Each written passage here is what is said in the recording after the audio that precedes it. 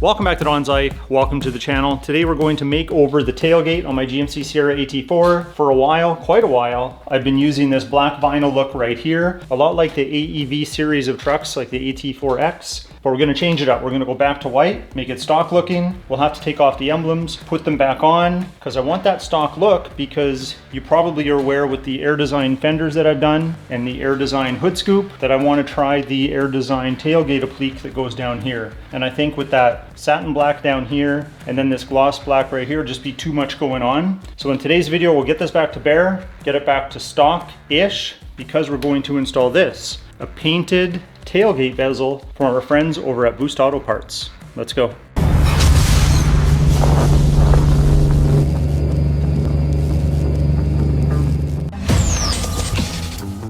Now, if you've been watching the channel for a while, you'll know that the truck behind me has been with me for about 5 years. That's right, I'm about this close to running out of powertrain warranty. That being said, I'd also argue that for the people that put their trucks, their daily drivers on YouTube, I might just have mine modified with the most individual things. And I pride myself on that, and I really don't have any regrets. But just when I think I'm running out of ideas or things that we can modify, I have friends, like the ones over at Boost Auto Parts, that send me items like this. So the very first Boost Auto Part mod that I did was the armrest charger for the cell phones. So right here we have the armrest charger. That's the first Boost Auto Part mod that I ever did. And then I did some lighting mods where the light behaves differently. Oh look, my radar detector must have fell down in the cold weather and I didn't notice. We'll deal with that later.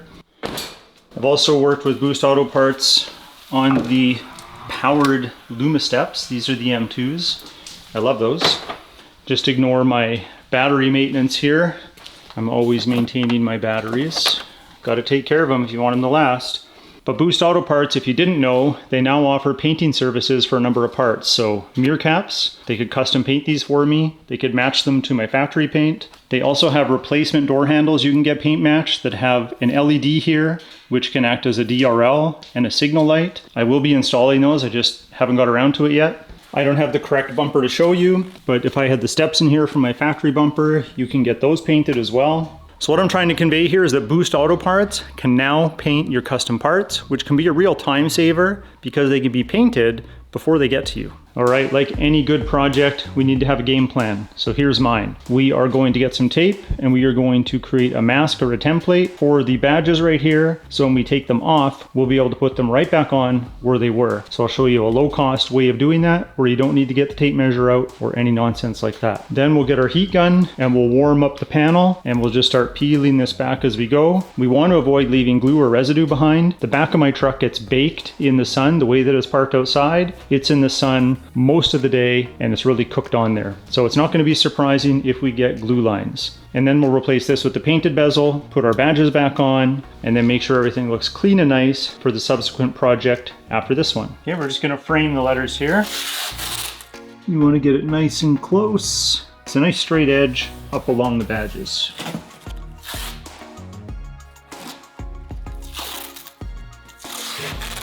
Now we just want to reinforce it a couple times. You'll see why.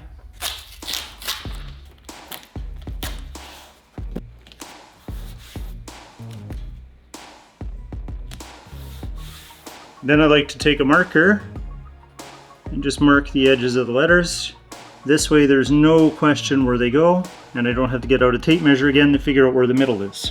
And now I'm just using the Sharpie to point out landmarks, if you will, on where things line up. So let's take a closer look at what I've done. So you can see I've outlined everything with tape right up against the edges. This actually lined up almost at the very bottom edge, so that's kind of convenient. But if it didn't, I have these marks here. This shows where the camera cutout is, this button, this light, where these angles are, and then I just have these little tick marks here, help me show exactly where everything goes. This method has served me well for years, and I would recommend doing this if you don't want to have to pull out a tape measure, for example. The reason we reinforced it though is so we can peel it off in one nice piece. The tape can stretch, so just keep that in mind as you're pulling. Do it kind of even. I'm doing this for the benefit of the camera, otherwise I'd be a little closer with my hands. And then we just take it and stick it somewhere until we need it later. So don't worry about laying it down perfectly. It'll matter more when you go to put it back on the tailgate.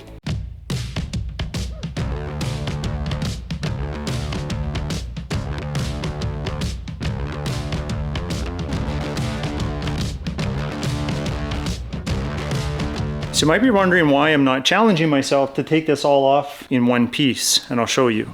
Although we might be able to take it off in one piece, it's much easier to kind of cut it through the middle, because when I go to lift it up, I don't want the vinyl to break underneath of these trim pieces. So I want to be able to kind of pull it upward and over, which is going to be difficult if I have all this material down here.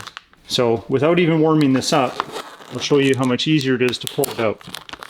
See, look at that. Now if I was pulling from down here, there's a chance as this cools down that it's just going to fragment or break there, and that's going to make this a lot harder. The other reason is, and I'll show you,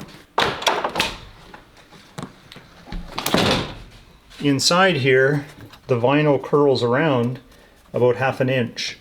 So if I'm able to take this down at the bottom, I can heat this up and I can pull down, and it should peel all the way off along the bottom without incident. But that's why you see me kind of do this in a bottom half and a top half. It's because I saved myself a lot of extra work picking little pieces of vinyl off of the panel.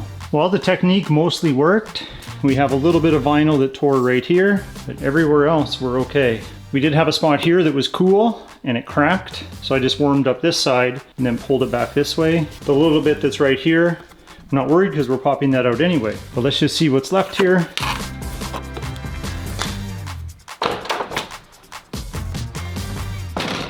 Now I did have it get pretty hot, so this should still be warm enough that I can peel it up in one piece. Vinyl wrapping and unwrapping is all about patience. No more vinyl on the inner tailgate. Looks naked. All right, now we get to remove this bad boy. Open this up, and we'll take off these panels here. Just need a pry tool for that.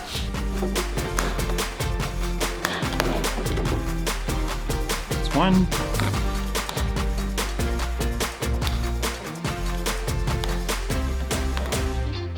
Two.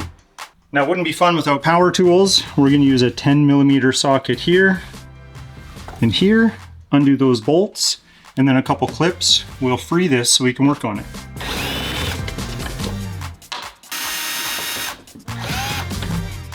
Now all that's holding it are these clips at the top and the bottom. This is the new one, so I'm cheating to see what the back of this looks like. So I'm just going to reach in here, depress one of these from the inside, and then with my other hand just lower it out, and then we'll start working on it.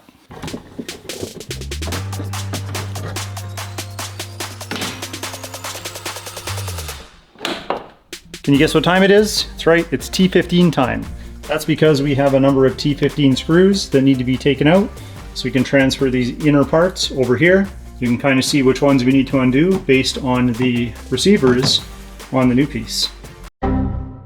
Okay, that was almost too easy. This one's actually a little bit heavier, I think, than the new one. Definitely good for 1/4 horsepower. Now, joking aside, we just transfer everything onto here, clip it back in, and then we'll secure it.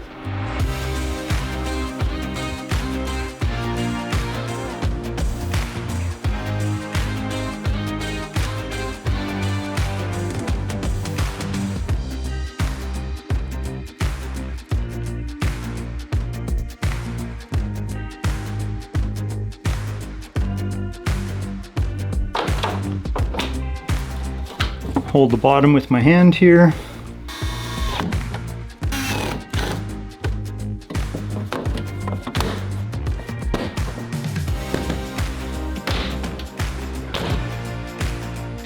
Ooh-wee, looking fresh. Okay, now I'm going to put some new adhesive on the back of my letters, and then I'm going to reinstall them using that template or that stencil that we made and get those back on there.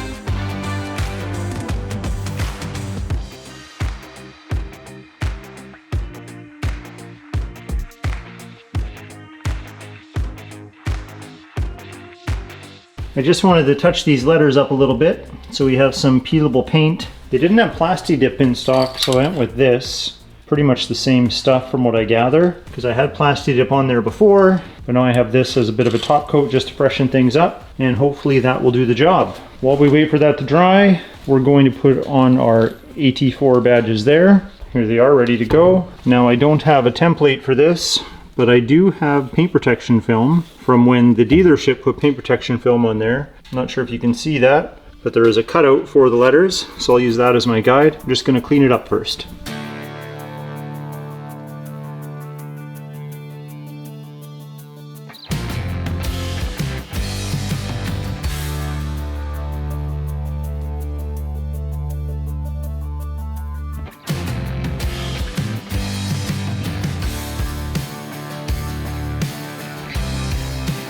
Okay, we got all the backing off. I was getting a little impatient. I can still handle these. I just can't push too hard because this black part is a little bit soft, but I have the bronze or gold exposed now, so I can push these in from there, and we should be okay. Now I just need to line this up with my tape, because that's how easy it is. Just gonna put it on there loose in case I gotta move it around. Now if you wondered why I use this really skinny adhesive, because sometimes you just have to use what you have on hand. And that's what I had on hand. I think that will do it. Now we'll just press them in. I'll press them in again later when I know this is completely dry. This is a black emblem with chrome on the outside, so if I did peel off the bronze, it would be black underneath, and then we'd have black and black. So right now we're gonna leave it like this. We got the bronze on the AT4, the bronze here, the bronze on the front badges, the bronze on the side badges. So let's just leave it bronze.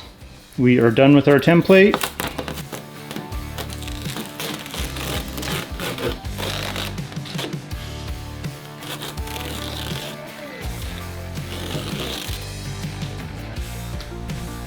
There you go. Now if any of the coloring seems a little bit off, this is paint matched to the VIN, so it's the Summit White. Same color as this, but if you look closely, remember there's paint protection film on there, so it's a little bit yellowish, but to the naked eye, it matches. The camera might pick up something differently, but we will get it outside and show you what that looks like as well. But just before we pull it outside, remember we're going to be adding this in an upcoming video. That's going to go on the lower portion right in there. So that's going to tie it in with these fender flares and with the hood scoop right there. And the plan is it will all work together. But that remains to be seen. So let's pull this outside and take a closer look at the tailgate so you can imagine what this mod might look like on your vehicle since it's closer to stock right now.